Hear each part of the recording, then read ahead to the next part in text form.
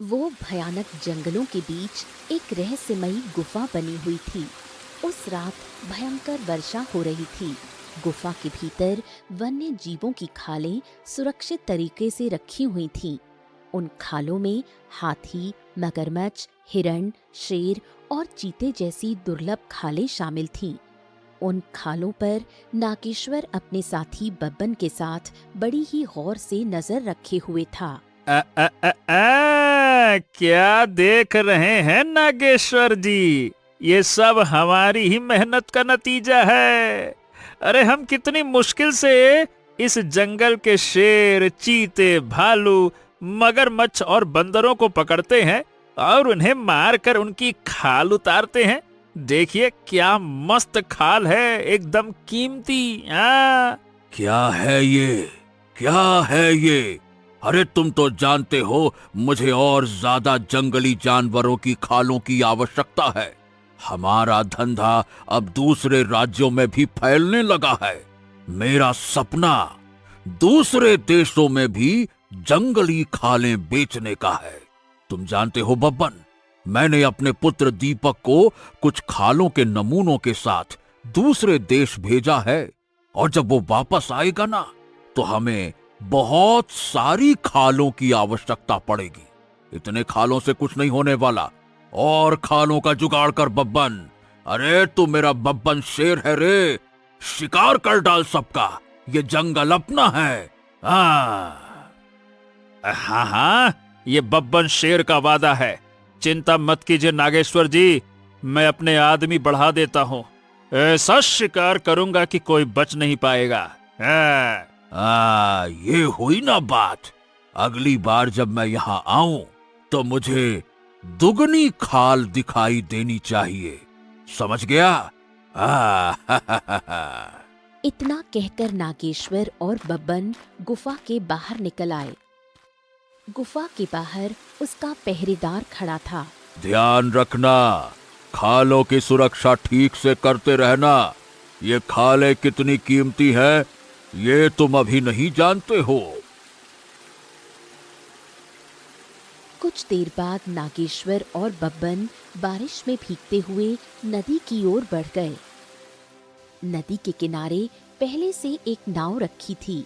नागेश्वर और बब्बन नाव में बैठ गए। बब्बन चप्पू चलाने लगा और कुछ ही समय बाद वो नदी के उस पार अपने गांव पहुंच गए। नदी के उस पार एक बड़ा ही सुंदर गांव बसा हुआ था जिसका नाम दीपवन था।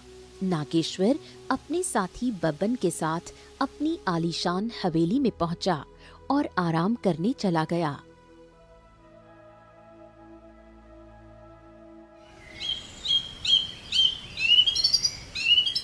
अगली सुबह नागेश्वर उठकर सीधा अपनी दुकान में पहुंचा। तभी वहां माधव नाम का एक व्यक्ति आ पहुंचा। राम राम जी की सुनार जी। क्या बात है माधव? अरे भाई, आज सुबह सुबह मेरी दुकान पर क्या बात है? प्रणाम प्रणाम। नागेश्वर जी, बात यह है कि मेरी पुत्री का विवाह होने वाला है। मुझे कुछ आभूषण बनवाने थे। अब आपसे अच्छे आभूषण भला इस गांव में कौन ही बना सकता है। ये बात भी है। चलो ठीक है, तो कल सुबह मेरी हवेली में आ जाना और अपने आभूषण ले जाना। ठीक है, चलो राम राम।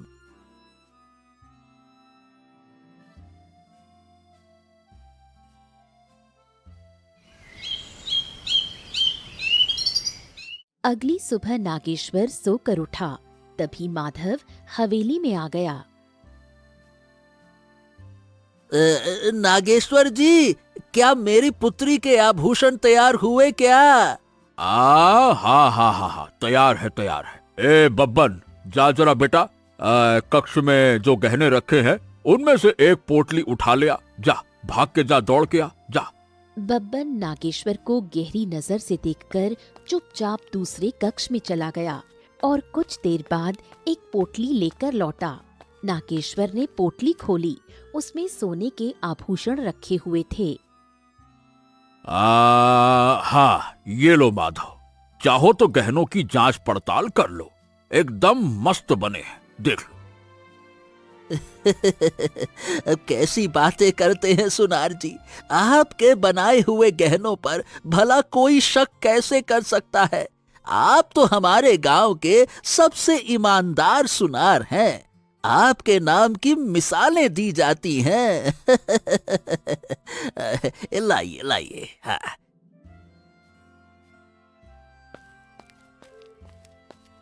मालिक, ये तो नकली गहने थे। माधव की बेटी की शादी है, अगर कहीं भेद खुल गया तो लेने के देने पड़ जाएंगे। एक नंबर के मूर्ख हो तुम। इतने वर्षों से मेरे लिए काम कर रहे हो, फिर भी मुझे पहचान नहीं पाए। इस गांव में मैंने जिसे भी गहने बेचे हैं वो सब नकली थे। मेरे बनाए हुए नकली गहने इतने अद्भुत होते हैं कि उनका भेद खुलना आसान नहीं होता। माधव को आज नहीं बल्कि वर्षों बाद पता चलेगा, और तब तक बहुत देर हो चुकी होगी। तभी अचानक कुछ गिरने की आवाज आई। आवाज सुनकर नागेश्वर और बब्बन चौंक गए। हैं? ये क्या है? अरे तू यहाँ कब आ गया? कहाँ से टपका? मैं तो अभी अभी आया हूँ। आप जानते हैं कि मैं अनाथ और बेरोजगार हूँ। मैं सुनार जी से मिलकर कुछ काम की बात करना चाहता था। काम? कौन सा काम? सुनार जी, हमको कोई काम दे दीजिए। काम की सख्त जरूरत है। आप चाहे तो मुझे अपने दुकान पे नौकर रख सकते हैं। बहुत ही जरूरत है काम धंधा की। अब इस समय मेरे पास कोई काम वाम नहीं है। मेरे खेतों में पहले से किसान और मजदूर काम कर रहे हैं। दुकान का सारा काम तो मैं खुद ही संभाल लेता हूँ, और जरूरत पड़ी तो बब्बन रहता है। चल ठीक है, तू मेरे दिमाग में रहेगा। अगर कभी जरूरत पड़ी तो मैं तुझे बुला लूंगा। चलो चलो बेटा, अब तुम जा सकते हो, जाओ। किशन चुपचाप वहाँ से चला गया। ये तो चला गया मालिक, लेकिन कहीं जाते जाते हमारी बातें तो नहीं सुन ली। अभी कुछ कह नहीं सकते रे बब्बन।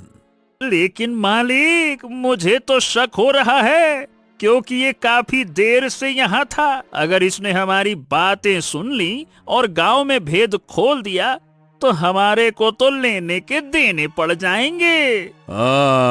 शक तो मुझे भी हो रहा है, लेकिन पक्के तौर पे नहीं कह सकता। फिर भी हम खतरा मोल नहीं ले सकते। बब्बन, एक काम कर, इस ससुरे किशन पर ना नजर रखना शुरू कर दे। देख ये क्या करता है, ठीक है? हाँ, चल। इधर दूसरी ओर किशन नागेश्वर की हवेली से बाहर निकलकर सीधे अपने घर पहुंचा और चारपाई पर लेट गया। उसका मन अशांत था। हाँ, अच्छा हुआ जो सुनार को मुझ पर शक नहीं हुआ और मैंने उसकी सारी बातें भी सुन ली। ये नागेश्वर सुनार अंदर से इतना मक्कार होगा, ये तो मैंने सपने में भी नहीं सोचा था। बड़ी मीठी मीठी बातें करता है। उसने माधव काका को नकली गहने बेच दिए। बताओ भला। हे भगवान, हे भगवान। एक काम करता हूँ, माधव काका को सब बता देता हूँ। हाँ। लेकिन तभी उसके मन में एक और विचार आया। नहीं नहीं नहीं नहीं नहीं, अगर मैंने माधव काका को बताया वो तो मेरी बात पर विश्वास ही नहीं करेंगे। नागेश्वर सुनार को गांव में सभी लोग देवता के समान मानते हैं। मुझे पहले कुछ सबूत इकट्ठा करने होंगे, तभी सब लोग मानेंगे। हाँ, अब देख बेटा, मैं क्या करता हूँ। किशन गहरी सोच में डूब गया। काफी देर बाद उसके दिमाग में जैसे तेज धमाका हुआ।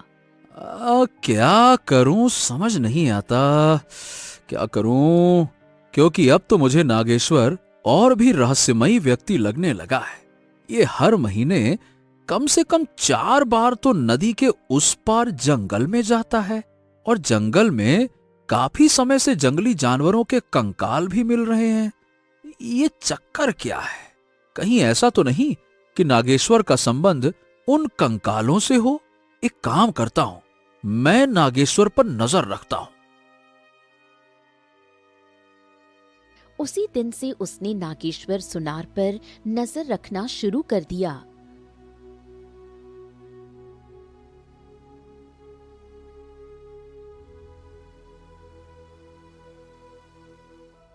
कुछ दिनों बाद नागेश्वर सुनार अपने साथी बब्बन के साथ नाव पर सवार होकर फिर से नदी के उस पार पहुंचा। नागेश्वर और बब्बन गुफा के भीतर दाखिल हुआ। अंदर का दृश्य देखकर नागेश्वर के चेहरे पर संतोष की मुस्कान फैल गई। हाँ, आहा, वाह रे बब्बन वाह, मेरे शेर, तूने कमाल कर दिया। जैसा मैंने कहा था कि मुझे दुगनी खालें चाहिए, वैसे ही तूने कर दिखाया। वाह, क्या बात है। जब आपने आदेश दिया था तभी मैंने आदमियों की संख्या बढ़ा दी थी। अब आप अपना धंधा पूरे राज्यों के साथ साथ विदेशों में भी फैला सकते हैं मालिक। अब कोई कमी नहीं है, आप बोलो, हम सब कर देंगे। हाँ, अब मुझे पूरे संसार का सबसे धनवान व्यक्ति बनने से कोई नहीं रोक सकता।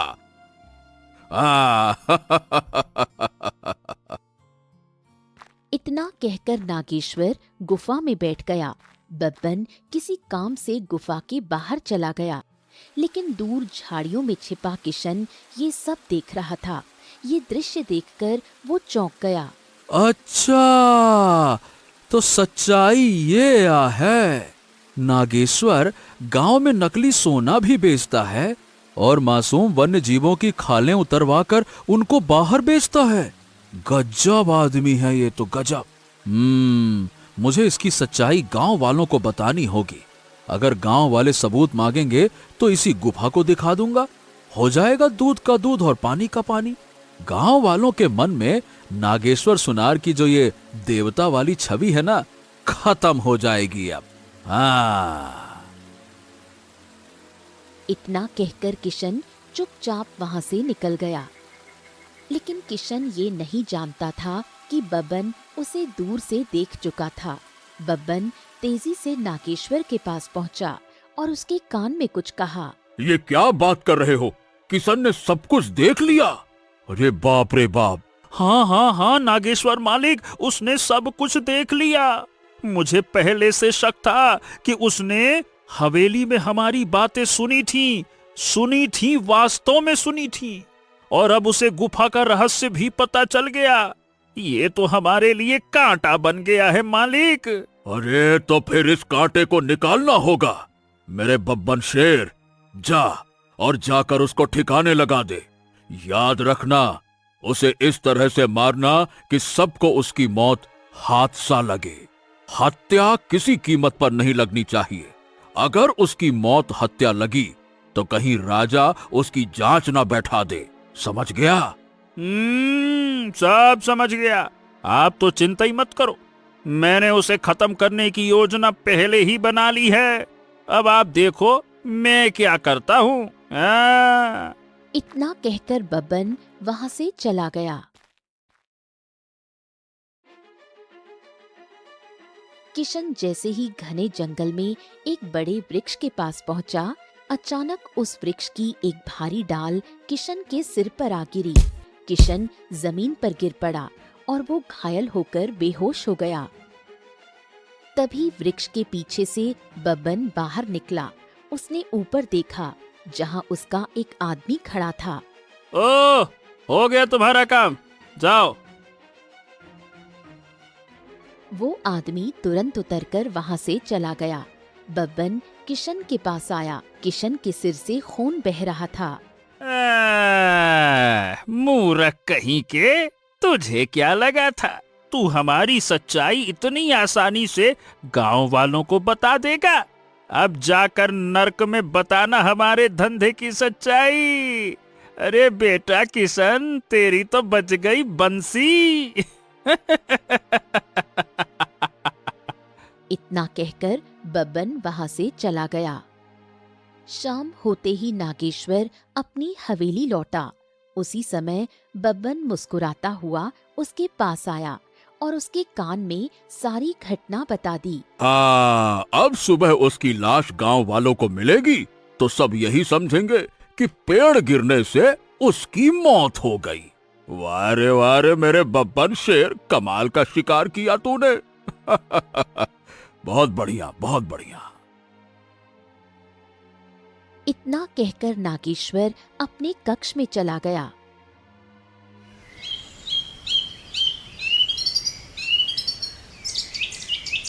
अगली सुबह गांव का एक व्यक्ति उस रास्ते से गुजर रहा था। तभी उसकी नजर किशन पर पड़ी। किशन आंखें बंद किए पड़ा था और उसके सिर से खून बह रहा था। अरे, ये तो हमारे गांव का किशन है। उस व्यक्ति ने किशन का हाथ पकड़ा और उसकी सांस महसूस की। अरे, ये तो अभी जिंदा है, इसकी सांसें चल रही हैं। ओहो, इसे वैद्य जी की झोपड़ी तक ले जाता हूँ, चलो। वो व्यक्ति किशन को उठाकर तेजी से वैद्य की झोपड़ी की ओर ले गया। वैद्य ने किशन को देखा और चौंक गया। हैं? क्या हुआ इसे? इसका नाम किशन है वैद्य जी, और लगता है कि इसके ऊपर कोई वृक्ष गिर गया है। ये अनाथ है, अगर बच जाए तो ठीक है। इतना कहकर वो व्यक्ति वहां से चला गया। वैद्य किशन का उपचार करने लगा। कुछ दिन बीत गए। एक दिन अचानक किशन को होश आया।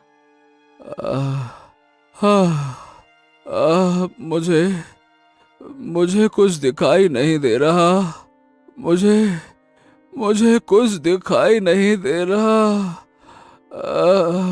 देखो, तुम्हारे ऊपर वृक्ष गिरा था, उसी वजह से तुम्हारी आंखों की रोशनी चली गई है।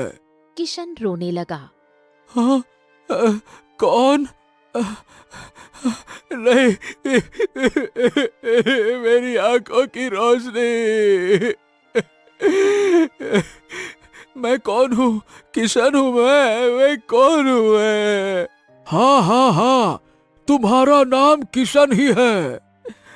नहीं नहीं नहीं नहीं, मुझे मेरा नाम याद नहीं है। मुझे नहीं पता कि मैं कौन हूँ। कौन हूँ मैं? आप कौन है? वैद्य ने किशन से कई सवाल किए, लेकिन किशन कोई जवाब नहीं दे पाया।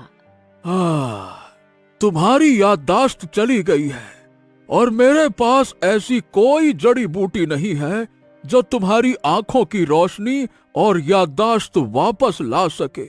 मैं तुम्हें बस सहारे के लिए एक लाठी दे सकता हूँ बेटा।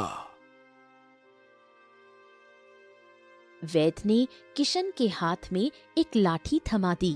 किशन लाठी पकड़े रोता हुआ वैद्य की झोपड़ी से बाहर निकला और गांव की गलियों में भटकने लगा। गांव में किसी ने उसकी मदद नहीं की। थककर किशन एक वृक्ष के नीचे बैठ गया और रोने लगा। हे भगवान, हे भगवान, मुझे कुछ याद क्यों नहीं आ रहा?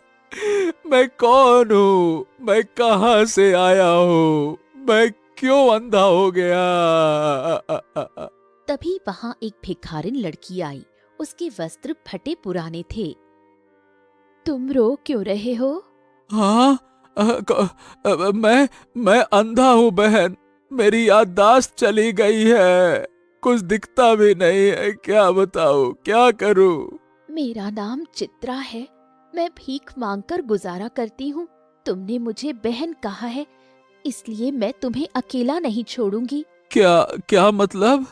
मेरे साथ चलो, जब तक तुम ठीक नहीं हो जाते मैं तुम्हारा ख्याल रखूंगी। नहीं नहीं नहीं नहीं, मेरी वजह से तुम्हारी बदनामी हो जाएगी। नहीं, भाई बहन का रिश्ता बदनाम नहीं होता। चित्रा ने किशन को सहारा दिया और उसे अपनी झोपड़ी ले गई। चित्रा ने किशन को खाना दिया।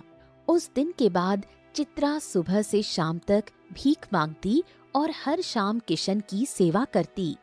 उधर नागेश्वर अपनी हवेली में बैठा था। तभी बब्बन वहां पहुंचा।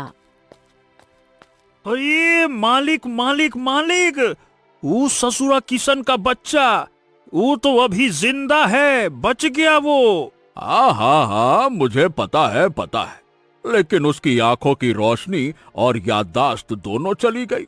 अब वो मेरे किसी काम का नहीं रहा। बब्बन गहरी सोच में डूब गया। लेकिन मालिक, कहीं ऐसा हो गया कि मतलब उसकी याददाश्त लौट आई तो? ये सुनकर नागेश्वर चौंक गया। फिर तो वो हमारे लिए खतरा बन सकता है। वही तो। उसे गांव की एक भिखारी लड़की चित्रा ने शरण दी है।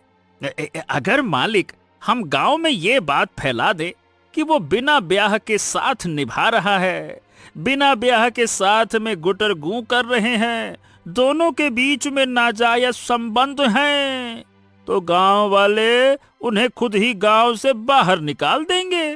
फिर वो कुछ भी कहे, उस पे कौन विश्वास करेगा? क्या कहते हैं? वाह रे मेरे बब्बन शेर। नेक काम में देरी कैसी, जल्दी से कर डाल इसको। नागेश्वर और बब्बन गांव के मुखिया के पास पहुंचे। अरे किशन और वो भिखारी लड़की गांव का माहौल खराब कर रहे हैं मुखिया जी। लेकिन किशन तो अंधा है और उसकी याददाश्त भी चली गई है। अरे हो सकता है मुखिया जी कि वो ये सब नौटंकी कर रहा हो। अगर ये बात दूसरे गांव तक पहुंची तो हमारी बेटियों का विवाह कैसे होगा? अरे कौन मानेगा कि ये वास्तव में अंधा है? अरे खुली आंख से कौन अंधा होता है, हैं? हमारे गांव की तो नाक कट जाएगी। नाजायज संबंध का मामला है, गांव की इज्जत का मामला है। ऐसे देखिए इसको। मुखिया क्रोधित हो गया। अगर ऐसी बात है तो ठीक है, दोनों को गांव से बाहर निकाल दिया जाएगा। ये मर्यादा के खिलाफ है। ऐसे लोग गांव में रहेंगे तो बच्चों पर गलत असर पड़ेगा। निकाल दिया जाए इनको गांव से।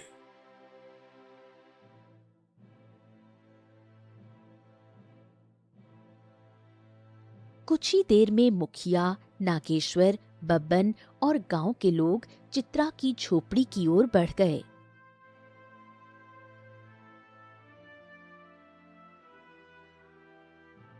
चित्रा इतने लोगों को देखकर चौंक गई। बस बहुत हो गया भिखारी लड़की, अपने यार को लेकर गांव से दफा हो जा, नहीं तो धक्के मार कर गांव से निकाल दी जाओगी। समझ गई? निकलो यहाँ से। शर्म आनी चाहिए आपको। आप कैसी बातें कर रहे हैं? किशन मुझे बहन और मैं उसे भाई मानती हूँ। आप में से किसी ने उसकी मदद नहीं की और जो मदद कर रहा है उसी को बदनाम कर रहे हैं। बकवास मत कर। अच्छा हुआ नागेश्वर जी ने मेरी आंखें खोल दी। अरे इतनी बातें क्यों कर रहे हैं मुखिया जी? इन दोनों को धक्के मारकर बाहर निकालिए और मामला खत्म कीजिए। गांव की इज्जत का मामला है, जो करना है जल्दी कीजिए। चलिए।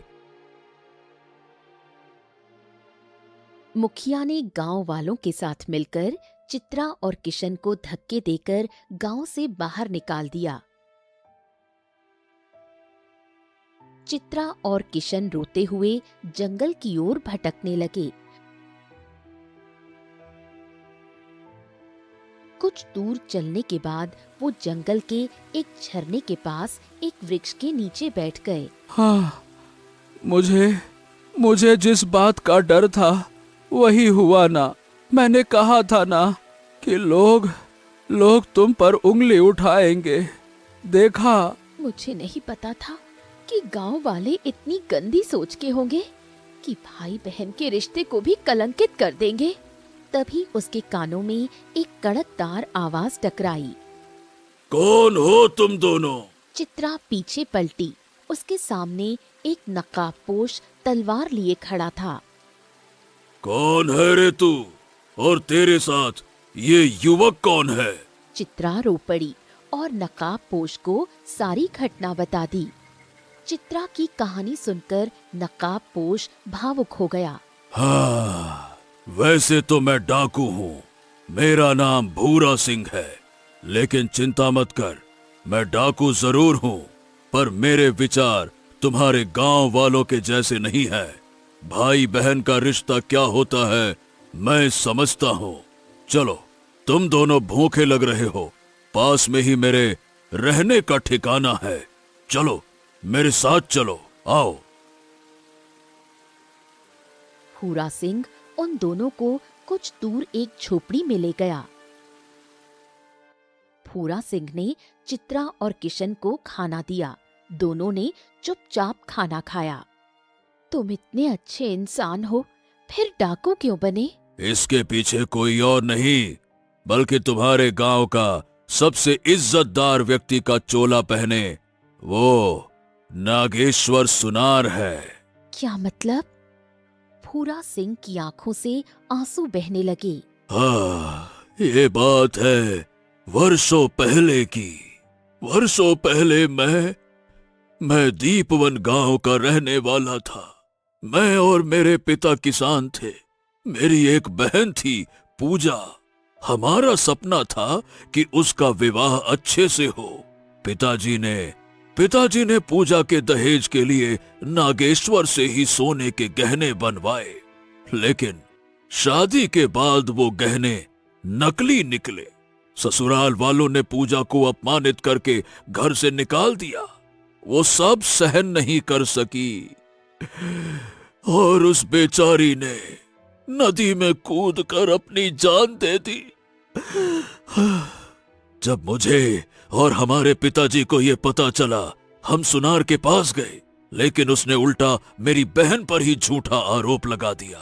कहा कि गहने असली थे और मेरी बहन ने उन्हें किसी प्रेमी को दे दिया होगा। गांव वालों ने भी हमारी बात पर विश्वास नहीं किया।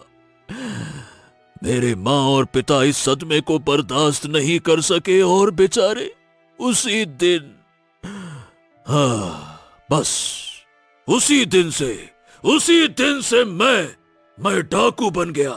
मैं मौके का इंतजार कर रहा हूँ। जिस दिन मौका मिलेगा मैं उसको खत्म कर दूंगा, उसकी गर्दन थड़ से अलग कर दूंगा मैं। हाँ।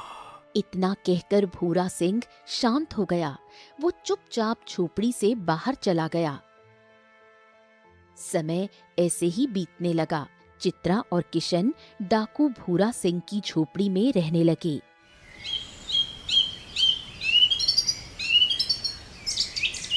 एक दिन किशन ने चित्रा से कहा, हाँ, आज मैं स्नान करना चाहता हूँ। चित्रा ने किशन का हाथ पकड़ा और उसे झरने के किनारे ले गई। झरने के पानी में ज्यादा अंदर मत जाना। किशन धीरे धीरे उस पानी में उतरने लगा। अगले ही पल तेजी से एक मगरमच्छ वहां आया और किशन का पैर पकड़ लिया। किशन भागो, मगरमच्छ है। किशन अंधा था। दर्द से वो घबरा गया और इधर उधर हाथ मारने लगा। अगले ही पल मगरमच्छ और किशन की निगाहें आपस में टकराईं। मगरमच्छ की आंखों से रंग बिरंगी किरणें निकलीं। किशन को सब कुछ दिखाई देने लगा। हाँ, मुझे सब कुछ दिखाई दे रहा है। मुझे दिखाई दे रहा है। हाँ, मुझे दिख रहा है मुझे। चित्रा की आंखें आश्चर्य से फैल गईं। अगले ही पल मगरमच्छ रंग बिरंगी किरणों के बीच एक सुंदर युवक में बदल गया। उसी समय दौड़ता हुआ भूरा सिंह वहां आ पहुंचा। तुम तो नागेश्वर के पुत्र दीपक हो। हाँ, लेकिन कुछ देर पहले ये मगरमच्छ के रूप में था। जैसे ही इसकी नजर किशन से मिली, किशन की आंखों की रोशनी वापस आ गई और ये अपने असली रूप में आ गया। अगले ही पल किशन को चक्कर आया। वो झरने के पानी से बाहर आ गया। हाँ, मेरी याददाश्त वापस आ गई। मुझे सब कुछ याद आ गया। मैं कौन हूँ ये भी याद आ गया। मुझे याद है कि मुझे नागेश्वर का रहस्य पता लग गया था। मुझे पता लग गया था कि वो गांव में नकली सोना बेचता है। मुझे उसकी गुफा का ठिकाना भी पता लग गया था, जहां वो जंगली जानवरों की खालें रखता था। और मैं यही बताने गांव जा रहा था कि तभी मेरे ऊपर एक वृक्ष गिरा और फिर मुझे होश नहीं रहा। और फिर बस अफसोस के साथ कह रहा हूं कि तुम बिल्कुल सही कह रहे हो। मेरे पिता नकली सोना बेचने के साथ साथ बहुत बड़े जानवरों की खालों की तस्करी भी करते हैं। लेकिन ये बताओ कि तुम मगरमच्छ कैसे बने? हाँ, कुछ समय पहले मैं जंगली जानवरों की खालें लेकर विदेश जा रहा था। रास्ते में मुझे एक साधु महाराज मिले। उन्होंने मुझे चेतावनी दी कि मैं और मेरे पिता ये सब कुछ छोड़ दें, लेकिन मैंने साधु जी से बदतमीजी की। साधु महाराज ने मुझे श्राप देकर मगरमच्छ बना दिया। फिर उन्होंने कहा कि जिस दिन तेरे पिता से सताया गया कोई मनुष्य तुझे देखेगा, उसी दिन तू श्राप से मुक्त हो जाएगा और वो व्यक्ति भी ठीक हो जाएगा। ओ, समझ गया। यानी कि नागेश्वर की वजह से ही मेरी ये हालत हुई थी। हाँ, बिल्कुल हो सकता है वो वृक्ष अपने आप ना गिरा हो, शायद उसे गिराया गया हो, क्योंकि पिता को पता लग गया होगा कि तुम उनका रहस्य जान गए हो। दीपक की आंखों से आंसू बहने लगे। मुझे अब समझ में आ गया है कि मैं और मेरे पिता कितने गलत रास्ते पर थे। अब मैं सबके सामने अपने पिता की सच्चाई उजागर करूंगा। मैं अपने पिता के खिलाफ गवाही दूंगा। हाँ, चलो। दीपक, चित्रा, किशन और भूरा को लेकर गांव पहुंचा। नागेश्वर अपने साथी बबन के साथ गांव में खड़े थे। बेटे दीपक, अरे बेटा, तुम विदेश से कब लौटे? और तुम्हारे साथ ये किशन, ये भिखारी लड़की और ये भूरा, ये क्या कर रहे हैं? अच्छा भूरा, मैंने तो सुना था कि तू डाकू बन गया है। दीपक जोर से चिल्लाया और गांव वालों को इकट्ठा कर लिया और गांव वालों को सारी घटना बताते हुए अपने पिता से बोला, पिताजी, बस बहुत हो गया। मैं आपको चेता रहा हूं कि सब कुछ स्वीकार कर लीजिए, खुद को राजा के हवाले कर दीजिए और अपने पापों का प्रायश्चित कीजिए। गांव वाले घृणा से नागेश्वर और बब्बन को देखने लगे। नागेश्वर क्रोधित हो उठा। अरे वाह वाह वाह वाह वाह वाह, मेरी बिल्ली मुझी को म्याऊं। एक साधु ने तुझे मगरमच्छ क्या बना दिया? तू अपना रास्ता ही भूल गया। बड़ा आया। अरे बेटा होकर क्या बाप को सुधारने चला है? अरे मुझे सुधारने की बात कर रहा है? तूने मेरा भांडा सबके सामने फोड़ दिया, नालायक कहीं के। तुम्हारी वजह से मेरी बहन मरी, तुम्हारी वजह से मेरे माता पिता मरे। अगर तुम नकली सोना ना देते तो मेरा परिवार जिंदा होता। तुम्हारी वजह से मैं डाकू बना। नागेश्वर ने किशन की ओर देखा। अरे तेरी वजह से सब कुछ हुआ है। आज मैं तुझे खत्म कर दूंगा। नागेश्वर तलवार लेकर आगे की ओर बढ़ा। नागेश्वर के हमला करने से पहले ही भूरा सिंह ने तलवार से उसे मार दिया। नागेश्वर चीखता हुआ जमीन पर गिर पड़ा और वहीं दम तोड़ दिया। गांव वालों ने बब्बन को पकड़ लिया।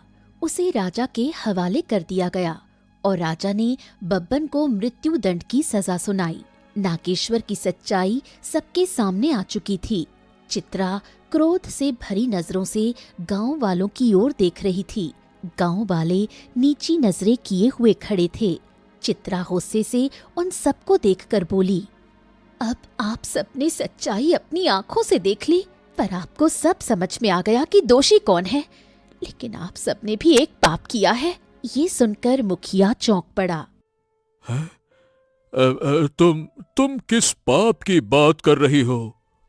मेरे और किशन के बीच भाई बहन जैसा पवित्र रिश्ता था, लेकिन आप सबने नागेश्वर के बहकावे वाली बातों में आकर उस निर्मल रिश्ते पर लांछन लगा दिया। आपको अपने किए पर लज्जा आनी चाहिए। क्या आप ये सब भूल गए कि इस संसार में भाई बहन जैसा निष्कलंक और सम्मानजनक रिश्ता भी होता है, जिसे आपने अपनी संकीर्ण सोच से अपवित्र कर दिया था। ये सुनकर मुखिया की आंखों में आंसू बहने लगे और वो हाथ जोड़कर चित्रा से बोला, हमें माफ कर दो चित्रा बिटिया।